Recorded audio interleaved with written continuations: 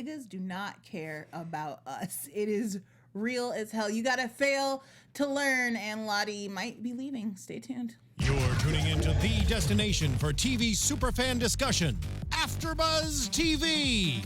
And now, let the buzz begin. You want to know what's more important than throwing away money at a strip club?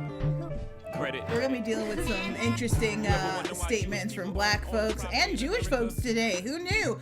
It's the Atlanta finale, Crabs in a Barrel. I got a mostly full panel here with my lovelies, my fam. Thanks for joining us as always. You guys want to introduce yourselves? It's the last show. I don't know, like y'all should know who we are. Yo, he's back. Yes. On a panel with a bunch of tasty snacks and said, hey, it's your man Chaos J.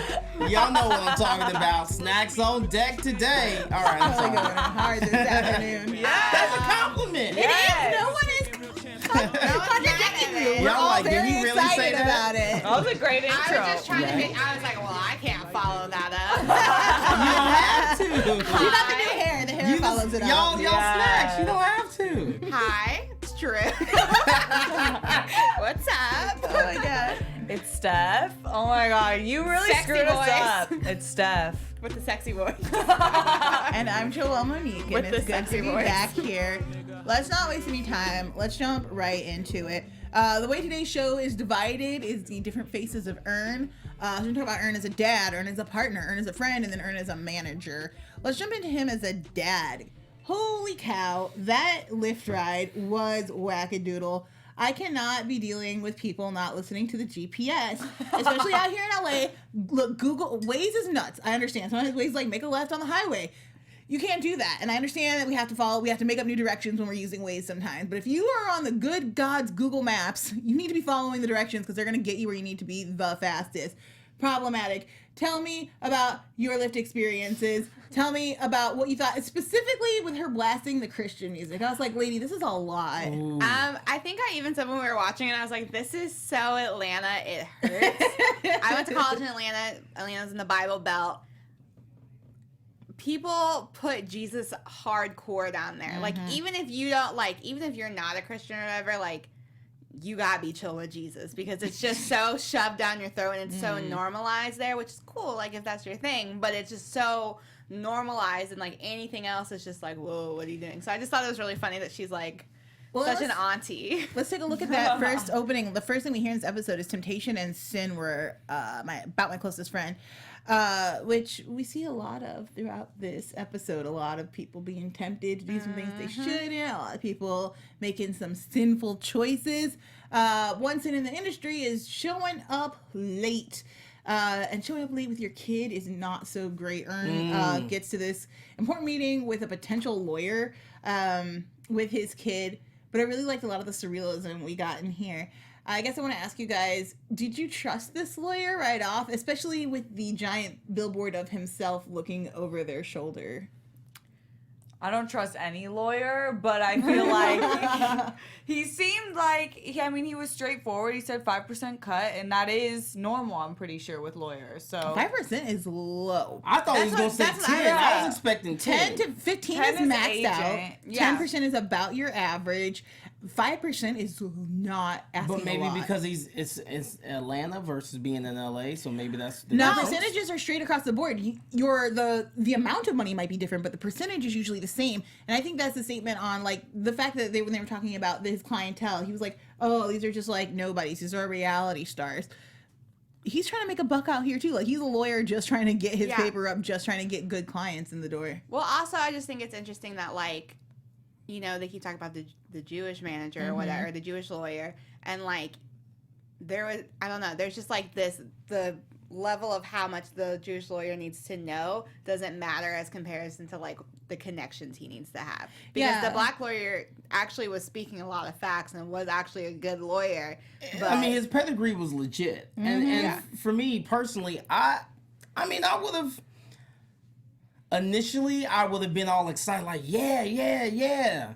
And I would have been like, rah, let's go with this guy. But it was good that Al could sit and kind of weed through all that, and I like how they do that cut to Lottie, where it's like, nah, because that's exactly how I felt like everything that he was saying, while it was important, that's how it registered. It was like, yeah, whatever. Let's get to the brass tacks. My queen goddess Ava DuVernay says that a code of desperation will wear you down. Reciting your resume to a potential client feels desperate, as opposed to saying, here's what I could do for you. Here are the options I could give for you. Here's what I did for other people. Here's how I plan to promote you and make you excel.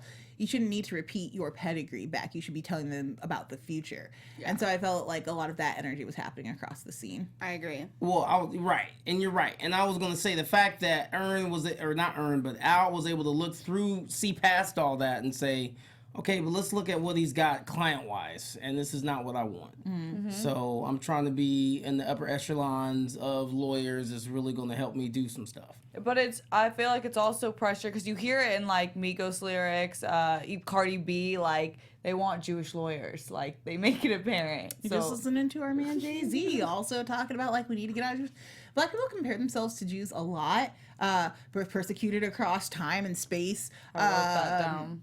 Both come from like very interconnected communities which uplift each other. I think the difference is, which a lot of people tend to leave out, people are like, oh, like Jews tend to buy their own at a higher percentage rate, like they tend to support one another more, is the perceived notion. But I think a lot of people leave out the fact that, like, as awful as sections of Jewish history are, like, they have not had 400 years of recent oppression, especially in this country. Mm-hmm. They have a very close proximity to whiteness that enables them to have more privilege than a lot of the Black community. And especially when it comes to business, I think. So it's my own little foible with Jay-Z, is just like, we don't necessarily need to compare ourselves. In this show, he was saying, he did say, bring up systematic racism, which I think is the big difference, and skin color. That will never change for Jewish people. They'll always be white, so they don't have that lingering over them in American society every day. But I do love how he brought, like, the two contrasting groups and did stick stereotypically kind of to the two groups. Like, the Jewish people you saw were, like, heavily garbed in traditional Jewish clothing. So I thought that was cool. It was interesting. I like that he said, I didn't even know this part of town existed. Right. Which I thought was great. I was like, what part of Atlanta? Like, I really was like, what part of Atlanta? That's not Buckhead. Where is that? You ain't never been to. Like, I was like, I don't know where the hell that is. Like, unless you know somebody from there, you're never going there. Any race can be part of the religion of Judaism, but, there is also a cultural Jewish society. So two different things. We were talking cultural. You could be Jewish and be any skin color. Lottie is gifted. And light skin now. Lottie was always... I feel like she got lighter. I feel like Lottie got lighter. And people in the chat are saying it too, so I know it's not just me. It's very possible. Came out white and got darker, so I don't know how it works with babies. They do change. Definitely. From 2 to 3. Yeah. It could also be terrible casting. I don't know. So potentially, bad call on casting part. But I really enjoyed this interaction with the teacher, especially if you know any teachers. Mm-hmm. This idea of like, oh no, this is a terrible school. Yeah. It's essentially a slaughterhouse. You need to get all of your kids out of here if they're gifted.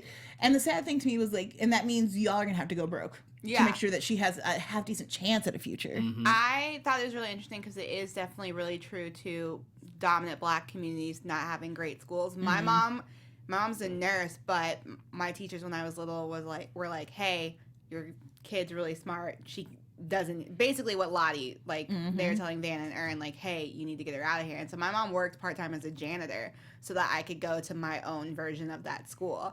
So it's a real thing. Like, the Black community schools, like, there's very little funding.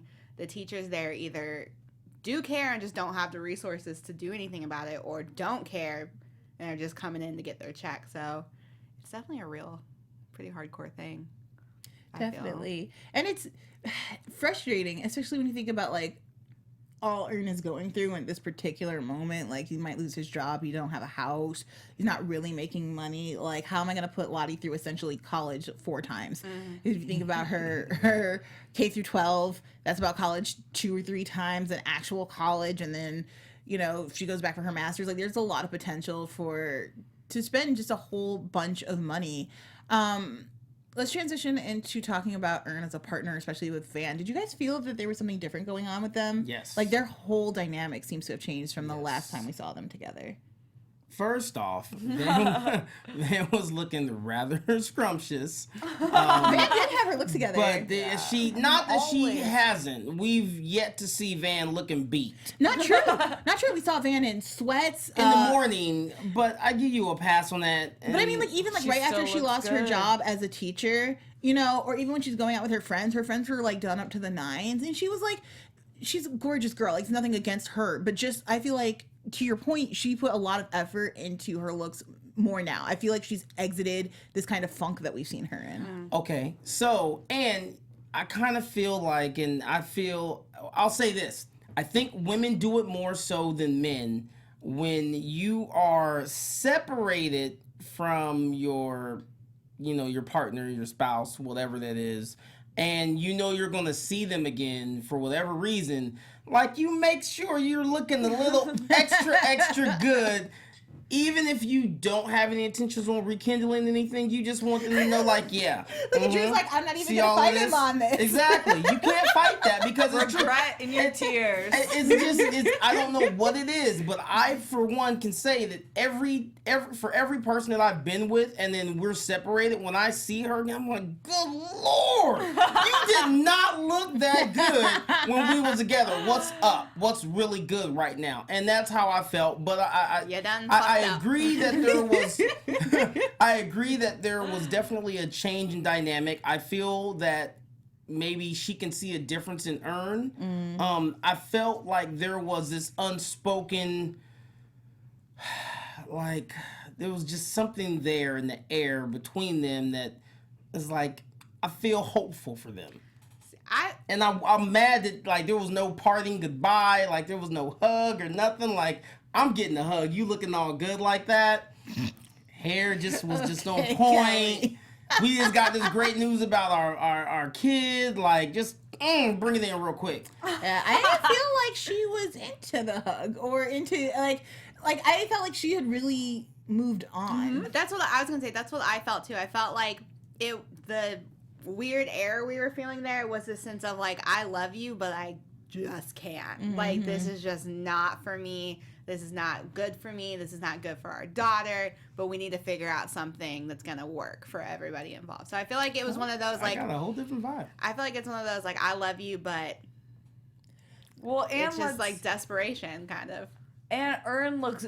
If we want to talk about when people are looking beat, he looked beat this episode. He's had a rough time, and she knows that, and I feel like she's leveling up, and he was weighing her down for a lot. I mean, that's not his fault, but like, I feel like I agree with you, she was in a funk and she's out, and she looks good, and he's about to be out of his funk. But see, while he is definitely, we can agree that he's in a funk, he's still making moves. Like, he's still leveling up just because he's about to go on a tour. Like, that's major. He went from just trying to get out into the Spotify space and get him to be open to doing something different. And now they've gone from that to, we're about to go on the tour. And yeah, you're not the headliner, but again, you are literally about to go on a European tour. Like, that's major from just being local with a mixtape and a hot song. I totally agree with you. Like, yes, he's definitely leveled up in a job capacity, but not in a mental capacity. Agreed. You know what I mean? And that's not to say that that's not about him being dumb or his intelligence or anything. That's entirely about his ability to support emotionally a partnership, which he cannot do. I mean, if you can do that, you're not starting fist fights in the back of a car because you're frustrated. Like, he's not a good partner for Van right now. And that doesn't mean that there isn't love there. It doesn't mean that there isn't even mutual respect there. I thought they did a really great job at their first attempt at co-parenting, not as partners. But I don't think, like, you showing up with a bruised eye to our kids' meeting, like, you're late, you're clearly exhausted. Like, you can be doing great in your career and your personal life can just blow. And, like, and that's just reality. And that's exactly, and I agree. It's his personal life is still kind of in a funk. but I think everything else is really making moves. And for somebody that's always late, I no longer really fault people for being late. I do. Yeah, I'm more understanding because I understand that at the end of the day, shit happens. There's sometimes the days where I intentionally put forth effort to be early, I am extremely late. Where the days where I'm just kind of casually, just leisurely doing my thing, getting ready, I'm on time and early at times. So, I don't know. I just feel like even though he's late, you can see he's hustling. He still had things in order. He wasn't unorganized. He still orchestrated everything and had the moving guys there. He got the moving guys, he kept them from, delaying the process. He got Darius the passport. Like, he still had things moving. He still had the wheels going. So, he was late, but I still feel like he was hustling. You could see he was really working. And then I just want to say this, and I'm gonna shut up. But I lost my train of thought. So go ahead. Okay, so I'm gonna build an analogy where Ern is like thrashing around, treading water. Like, he's making it work, but he could be in a sailboat just coasting. You know what I mean? Like, the amount of stress in his life. And again, maybe it's not all his fault. It's not to blame or shame him, but just the way you're handling the cards that you've been dealt has not been the healthiest way. And so I understood when she sent the text message to be like, yo, I'm thinking about moving back in with my mom. Like, I don't got a job. I'm not teaching right now. Like, we got to do a whole lot for our kid. Like, my mother would be an extra support system that can help raise Lottie and be a good influence in her life. And I totally understood Ern's, like, frustration with that. Like, I want to see my kid and I want to provide. I don't want you to have to move in back with your parents. But at the same time, like, Van's got to do what she's got to do to survive at this point.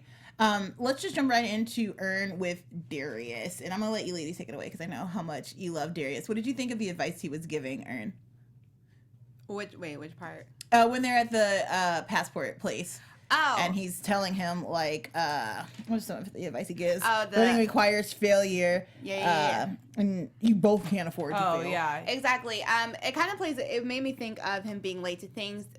Black people especially, we have to be on top of everything at all times because the one thing we slip up on is the one thing that they'll notice. Right. So, like, being late. So it doesn't matter that he did all of that shit. If he was late, he was late, and that's all that's going to be focused on.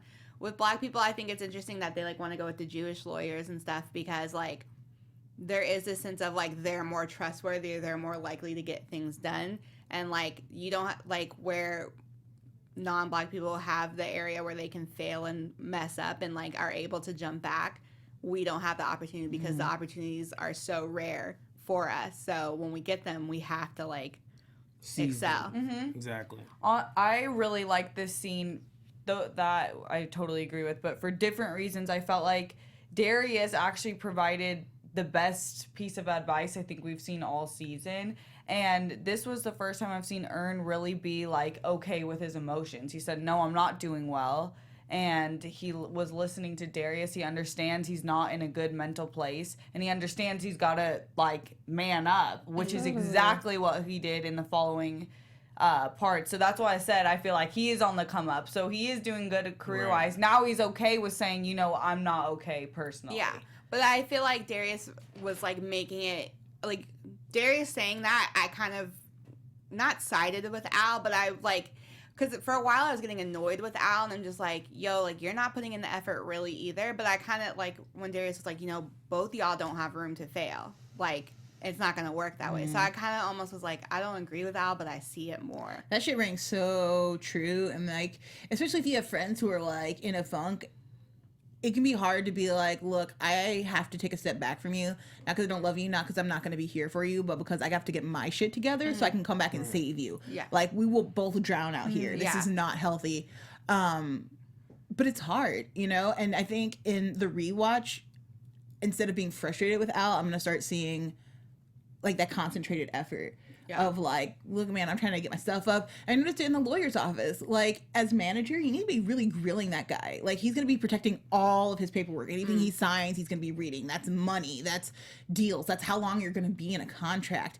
I need to know that you're going to fight for me. And my manager needs to be the first one on the front lines dealing with that shit with my lawyer and making sure that my lawyer is up to snuff. And he was kind of laid back. He's like, cool. So how are we going to, like, what do you need to make that happen? It was way lax. So I get, and if we look back at the episode where they're kids, you could see Al constantly trying to pump them up to be like, just go in there and be like, you know, believe in yourself, like be strong, be proud, and just do what you need to do. And Earn all the time, just like, I don't know, even with the movers. I thought for a long time the movers were going to rob them blind. I was like, they are not going to get to Europe. Movers are going to steal everything. It's Robin season, and we're going to be effed. And your little $50 here, $10 here is not going to do shit. As we transition into talking about Earn as a manager, what did you guys think about like the way he managed along the way? Like you said, he was doing a lot this episode. And not only was he doing a lot, but I feel like there were moments where we got glimpses of him processing new information. And you know, like Darius said, you know, I see you know, you're working and you're learning. And I felt like even in this episode, as he was going through the day, despite all the bullshit that was falling, you know, left and right, I still felt like he was learning. Even when he was at the passport office and he had that whole interaction with, you know, with the guy that was processing, their paperwork. I felt like he was seeing, okay, cool. And he also, you know, said something to him about asking about his brother, or, you know, about whoever the other guy was. It was, you know, the lawyer, because he's thinking, I may not necessarily agree with some of the things that Al wants, but this is what Al wants, and I want my job. I want this. And I felt like, so he was inquiring because he's trying to, you know, figure out like, okay, what's my next move going to be? Because he wanted to be the one to deal that new lawyer, you know, that Jewish lawyer card, even though Luke had already kind of slid in there a little bit. Yeah, I feel like this episode solidified why Earn is the manager Al needs. Not because just needs and wants are different. It may not be the manager Al necessarily wants, but he's what he needs. Because in the beginning of the episode, they're talking about the tour, and he's saying like, yeah, you know, you're opening up for Clark County, but you should be opening. And even Earn like kind of like it resonates with him. He's like, yeah, you should be opening. And so when it happened, when he has the gun later and he puts it in the bag and they just walk off and keep it going, when he's sitting down after the conversation he has with Al, where Al's like, I'm gonna keep you, basically. We see Clark on the plane and they all look kind of confused, and he even leans over and he's like, I put it in Clark's bag, because if Clark can't go to Europe, guess who's the new headliner? Who's the fucking headliner? Exactly. Paperboy. So I think and that like, was a boss ass move. it was. That was dope. And in that, I don't want to jump the gun because we're not there yet. You can go for it. Are we? Yeah, we're in there. Okay, so we're there. That conversation was everything, because when they were sitting on the couch, which, you know, let's talk about the fact that it's almost where they started.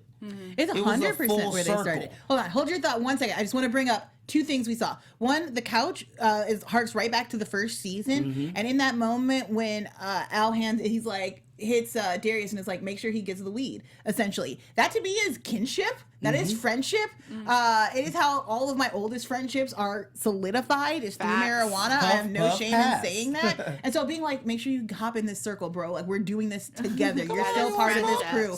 Was solid. And then the second thing, to your earlier point, Kelly, about him having grown in his job, we don't really get a sense of that within the show because it's so much of him beating down on himself. But then he passes his first job. The job we saw him have in season 1 is he's at the airport. He's trying to sell credit cards. I think that old lady is schooling him at it, and he's so frustrated and he hates his job. You literally blew off your old job, be like, I have to go to Europe and I don't have time for this bullshit. That to me is the strongest indicator of like, look at how far you've come. And I thought it was amazing. And then we get to the gun moment, and that conversation, which was so great. Best scene of the season. Yeah, no, that conversation when he's basically saying like, nobody gives a fuck about anybody in this industry, you know, and we're all we got, and you give a fuck, and that's why I need you, because you care. Because at first when he said, I saw what you did back there with that gun, I was like, oh shit. Like, what's this? Like, what path is this going to go down? And then he went on to talk about, like, you give a fuck because he does. Like, at the end of the day, like, Ern is really trying to be the best Ern he could be for him, for Van, for Lottie, for Al. And I felt like at that moment, Al saw it. He, like, really was like, I see you, bro. And I'm a rock with you.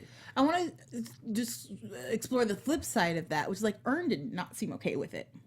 And do you guys think like they're compromising an exchange there? Like standing up for your boy and making sure that y'all are good is vital and important to surviving, especially in this industry. 100% agree with everything Al said. On the flip side of that, the reason Ern hasn't got ahead a lot of times is because he's a good guy. Right? All of his decision making, when we're like, you're kind of being a pussy dude, like you need to like toughen up and do these things, it's really him trying to be a good person. Do you think, Drew, that this is gonna like hurt him or change him in a way for the negative? I hope it doesn't, but the thing about this industry especially is like morally you do have to be in check, but there's a lot of gray areas and you have to be okay with being in gray areas. And if you're very a black and white person when it comes to your morals, then you're not going to make it out here. And so, like, Ern has to, I'm hoping that he's able to cope with it, but seeing how Ern handles situations, I think I don't think we're seeing brighter days for him anytime soon. I think it is going to be an internal struggle for him. That's so funny. I only see the opposite, because this is where I think This Is America video tied in. Yes, bring it with down. this theme, because I think it's bringing an entertainment race where they've played the good guy this whole time and it hasn't worked. So This Is America. This is what we got to do. And I think he'll do it, and I think it'll be great. But just like I think tying it into the This Is America thing, like the whole facade and like putting up this thing and like putting the like sheet up so you don't see what's going on behind me, like I think a lot of celebrities are very aware of what they're doing. Do I think that they're going to sleep at night 100% okay with it? No. Do I think Ern is going to be 100% okay with what he's doing, and do I think it's going to bother him? Absolutely. Yeah, I do. I think it's going to bother him. Not to cut you off, Joelle. No, you're good. Go for I it. think that it's going to bother him. However, I think that as he continues to be put in situations where he has to make those crucial decisions, once he sees the outcome of it and it's a positive outcome, it just puts him that much more in Al's favor. It just helps to further Al's career, helps to further him as his manager. I feel like he'll have a little bit of resolve with it. He's still gonna feel some kind of way, but I don't feel like it's going to weigh him down too much, because it's like, okay, at the end of the day, I have to do what I have to do to make sure we're good. And if that means it's at the expense of some other people sometimes, it is what it is. That's how I perceive it, which is kind of to your point. Like, I don't feel like he's going to beat himself up too much about it. I think he will, in the sense that, like, he's robbing himself of his family right now. And so I think him making these kind of, like, morally so-so choices, he's doing all this, and it's almost like, cool, it looks like, they're going to Europe, that's awesome or whatever, but what is he really getting from it? Because his baby mama and his daughter are moving in. Like, you know what I'm saying? Like, he's... No, that's an interesting point. So it's like, what is, like, cool, they're going to be gaining this clout or whatever, but even, like, Donald Glover said that, like, this isn't a show about the come up. Like, this isn't a show about them coming up and being necessarily successful. It's going to be a lot about the struggle. So I don't think it's safe to say that he's going to be okay with this, because I feel like he is going to be sacrificing a lot more than he's prepared to do, and I feel like he's only going to be sacrificing more. Who do you guys think got robbed in this episode? You just mentioned Ern maybe robbed himself of his family or additional time with Lottie and going to Europe. Who do you guys think was robbed this episode? Luke, the manager, because it's not just going to be, oh, you had a gun, bad boy, and that's it. Like, he's got it. Granted, Luke is a wealthy white man, so he could be fine. He is, but he's still going to have to be inconvenienced. So if nothing else, he's going to be robbed of his time. Lottie, just because she's not going, she's going to be robbed of her father. She's not going to have Earn around. I won't throw Van in the mix, even though I personally want to. I'll leave her out of it. Earn. What would Van have been robbed of?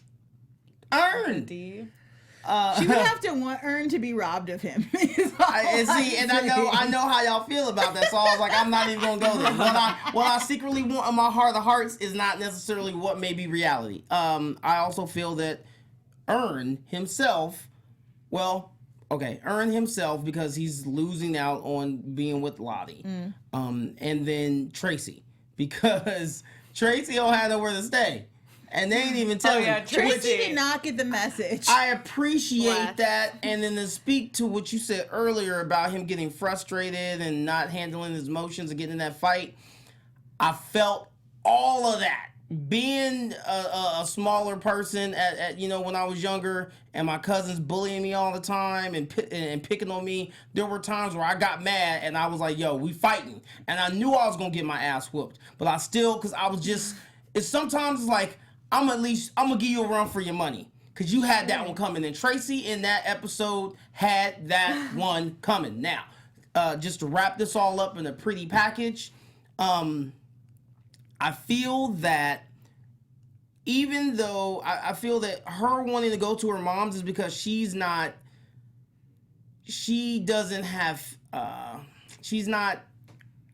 trusting what's going to happen when he goes to Europe. But I feel like he's going to make enough money to where she won't have needed to go to her mom's because he's going to be able to send that home. But I can always move out of my mother's place. What I cannot do is foreclose on this place and then try to get another place in the future. And I think, especially for Van, like what she hasn't had in a long time is security for a lot of different reasons, from a lot of different ways, including faults of her own.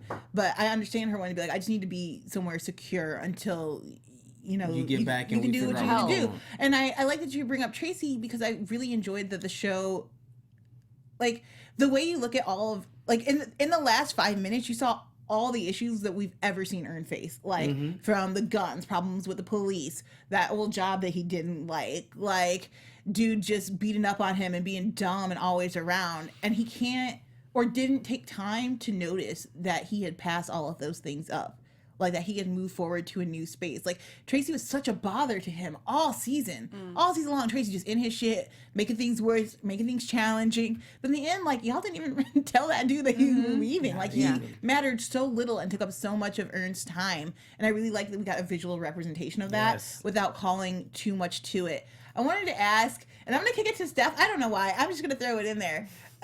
So they have this conversation about boxers at the place where they're getting the passport, and they're like, are we going through the zipper or over the underpants? What is that conversation about? I honestly have no idea. Does anyone have any? They're talking about peeing, aren't they? Because boxers have the whole... No, I know what it's literally about, but figuratively, I think that there's another layer in there. So, because they make this whole comparison to, like, at the end of that conversation, he says, yeah, but when I have suits, I do it differently. And I think this idea of how you come every day versus how you come when you're prepared, like, is different, but for whatever reason they were doing it through peeing and talking about like that. I'll ask the only guy on the panel then. I wish Do you I think could there supply. is a second layer to this? And if so, what is it? And chat also, you can feel free to post it in the comment section or in the live feed. Initially, I went completely left, and I thought because that's where my mind was. I was like, oh, like you talking about, in the heat of the moment, what do? Do you go through the boxers, or do you just pull it over the boxers? You about to get some. So I was like, oh, well, it's probably more comfortable to just go through the boxers. But they went somewhere completely different with that. But I'm just telling you where my mind was. I was just thinking, like, because in the heat of the moment, that has happened before with people. So moving along. With you, Kelly. Whatever. I'm saying whatever. Y'all have all been in the heat of the moment at some point in your lives. I'm just saying all the clothes didn't come off. So that's where I went. You had but time to like move it through the hole. Anyways, I guess it was just a matter of, I don't know, efficiency. Like, what's more comfortable? What do you prefer? kind of like the whole boxers and briefs. I don't know. Chat, let us know what you think the second layer of this conversation was. I was trying to follow it. It was a lot. I actually wanted to answer your question about who I thought was robbed.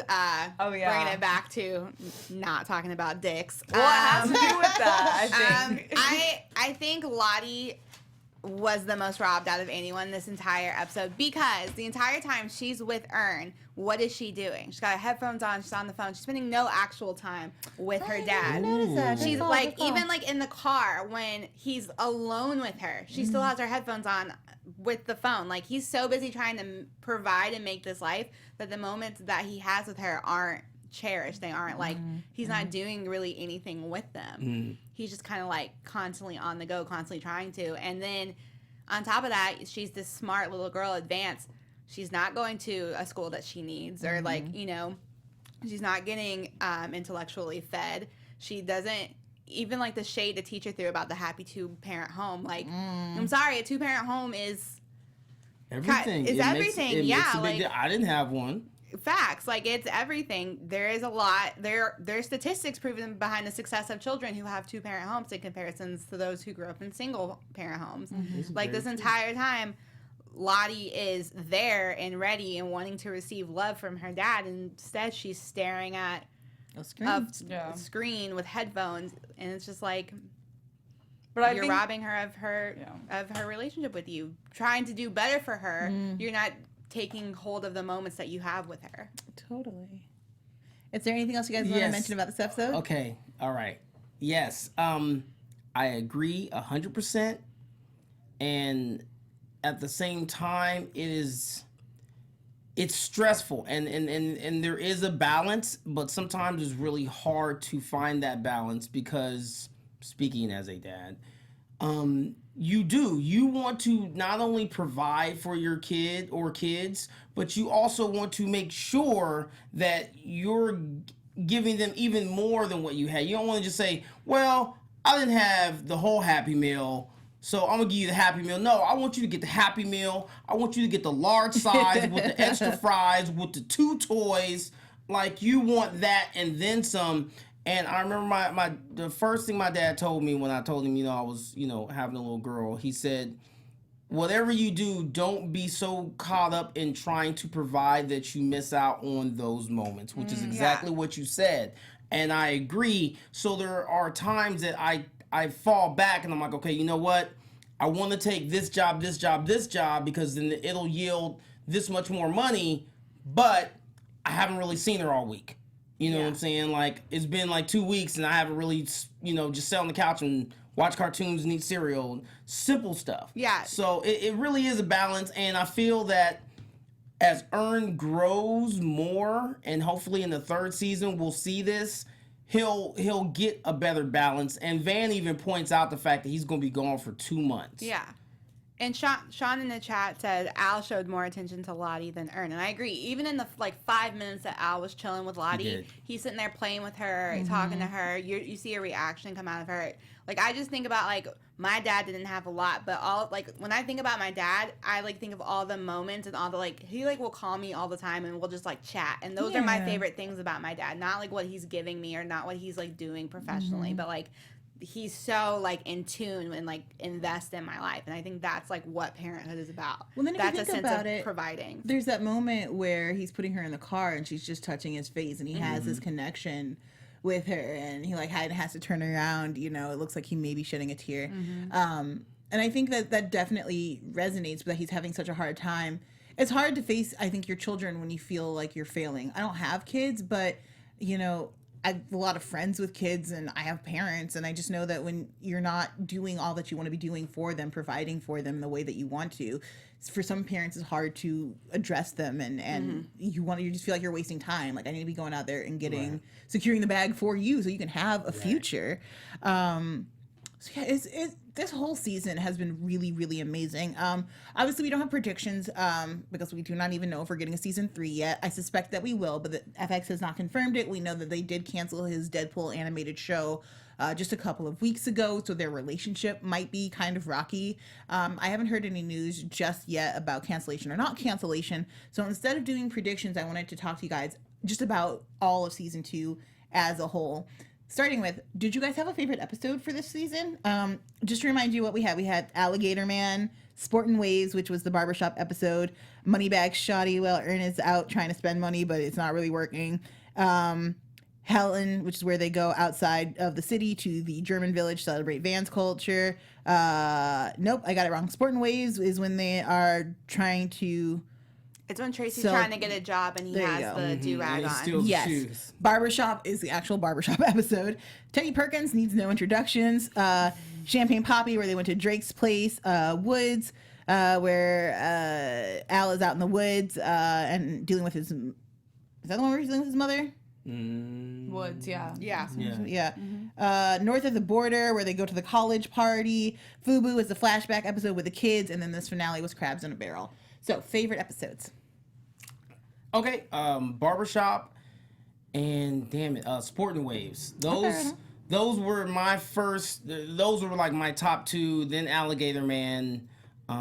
We just wanted your favorite. Yeah, I know. I'm sorry, I can't just do just I know one. there's so many, Names but the favorite. whole season. But favorite. I love any episode that causes a hardcore conversation in real life, and I think Champagne Poppy, the conversation about like interracial dating, it's like I've seen so many think pieces on it and whatnot. Like to this point right now, even bringing in Donald Glover's own relationship, it's really I feel like made everyone have to like, even whether I agreed with Donald Glover's take on it or not. I feel like there's been a lot of conversation with that, so I think that's my favorite because a lot of black women wrote him off after that episode, which I find really interesting. I didn't feel the same way, just because I know people who do have a problem with interracial dating on all sides, from all aspects, for all different kinds of reasons. I think it was because Donald Glover has said some out of pocket. You sure did, but if you were a Childish Gambino fan, you've been knew this. Like, you know what I'm saying? Like, this is not new. So, and on top of all of that, I feel like he's certainly grown as an artist and as a person, and we haven't heard that kind of foul talk from him for maybe 3 to 5 years. And so I'm going to give him the benefit of the doubt in saying that he has grown. You better put some black women in this show next season, like some dark-skinned deliciousness, doing other things. I mean, we had the teacher here, but like young women, like doing things. But she was kind of weird. She was a gold digger. Yeah. She was on some other stuff. And recently he has been put, like, I mean, this show does bring up such good, important discussions that someone else just wouldn't have the ability to present it like this. So I do give him that props, but he does need to continue to grow. Definitely. Do you have a favorite episode this season? Alligator Man. Definitely. Yeah. Definitely. And this was a close second, just because it was a great finale. Yeah, it was a good finale. I think it's a tie from between Fubu and Teddy Perkins. Fubu, the idea of like going back in time and getting to explore the basis of their relationship and understand what parts of them are inherent and which have been built as walls for the kinds of bullshit they've had to deal with throughout their lives was really interesting. And then Teddy Perkins, like if Donald Glover doesn't get nominated for an Emmy for that performance, I will throw things. Like it was so freaking creepy, but also so like a provocative way. Like black pain as it pertains to art is incredibly interesting to me, and especially because we always just kind of assume like if you're going to be an artist as a black person, you need to have lived a life of deep pain. Like your whole life must have been an absolute struggle for you to produce anything of beauty, and I think that's such a falsehood, it's such a lie, and we've destroyed so many lives with that line. That's interesting and exciting to see somebody who's currently living a lifestyle where people expect you to kind of write about your pain and live in it, to talk about it and talk about what kind of bullshit it is. Did you guys have a favorite side character this season? Whether it was Alligator Man, whether it's Teddy Perkins, whether it was the barber, whether it was any of the Instagram hosts we saw. There were so many.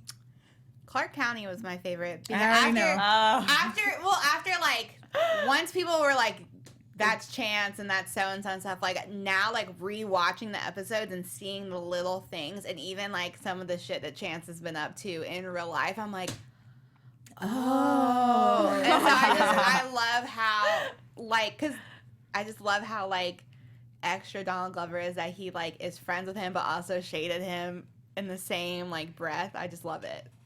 For me, it would be hands down Bibby.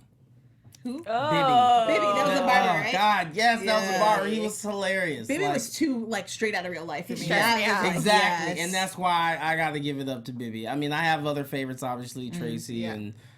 Flames, but yeah, so. Alligator Man and in the space. I don't know how to describe it. Florida man. Florida like, man. Just an all over, like, encompassing character. Totally. Alligator Man was my favorite too, just because we got a performance out. Oh, Cat Williams.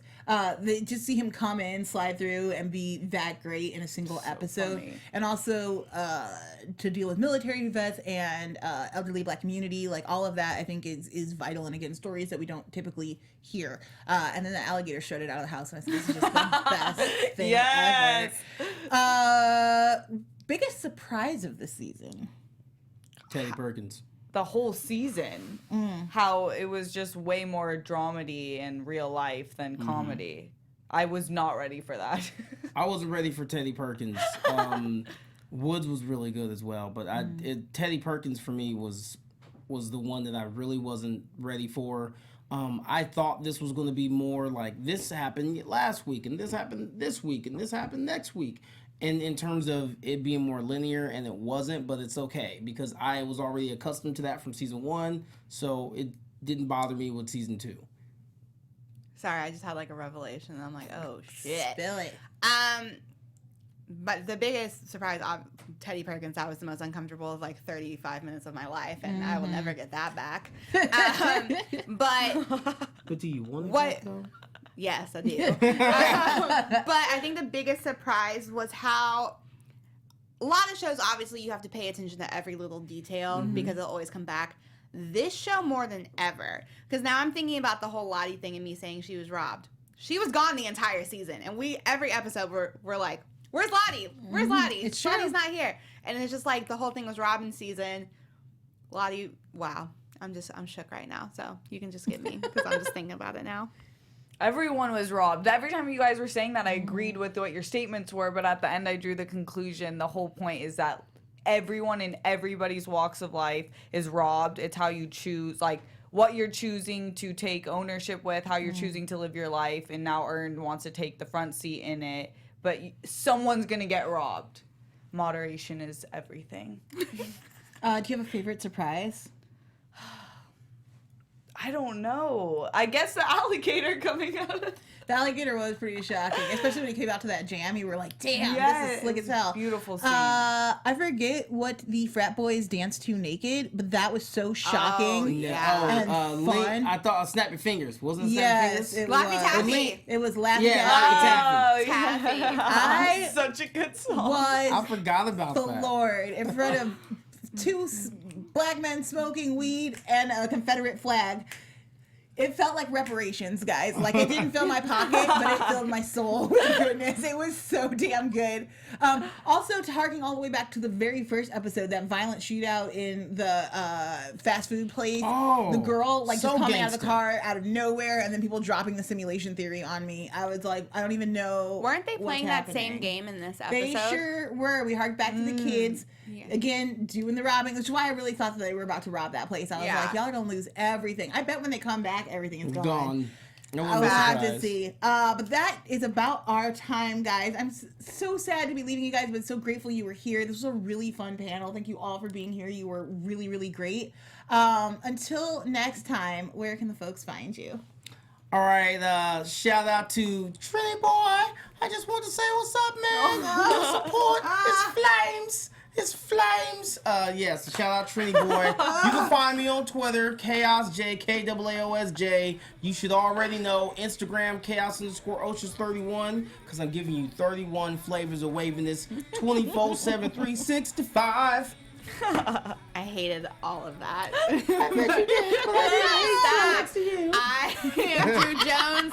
You can follow me on all the things at OKDrewJ. Don't bring Teddy Perkins over there. Oh my god, you put on your headphones perfectly though. I'm Steph Sabraw. You can find me on Instagram and Twitter at Steph Sabraw. Shout out to Brian Tyree Henry, Donald Glover, and the entire cast of Atlanta. Y'all really did that this season. It was so, so good. I'm Joelle Monique. You can find me all over the internet at Joelle Monique. Head over to Nerdist in the next week. We've got a documentary on Black Panther coming out. It's super awesome. A whole bunch of your faves are in it. And then if you're in Ontario, California, the week of the 19th and the 20th, I have 4 panels at the Comic-Con there. 2 for Star Wars, 1 for Darkwing Duck, and 1 talking to Jason Aaron about his Eisner Award-winning comic book, Scout. Check it out. Thank you guys so much for joining Watch us. This Han was so Solo. much fun. We'll see you guys next year. From executive producers Maria Menounos, Keven Undergaro, Phil Svitek, and the entire AfterBuzz TV staff, we would like to thank you for listening to the AfterBuzz TV network. To watch or listen to other after shows and post comments or questions, be sure to visit AfterBuzzTV.com. I'm Sir Richard Wentworth, and this has been a presentation of AfterBuzz TV. The views expressed herein are those of the hosts only and do not necessarily reflect the views of AfterBuzz TV or its owners or principals.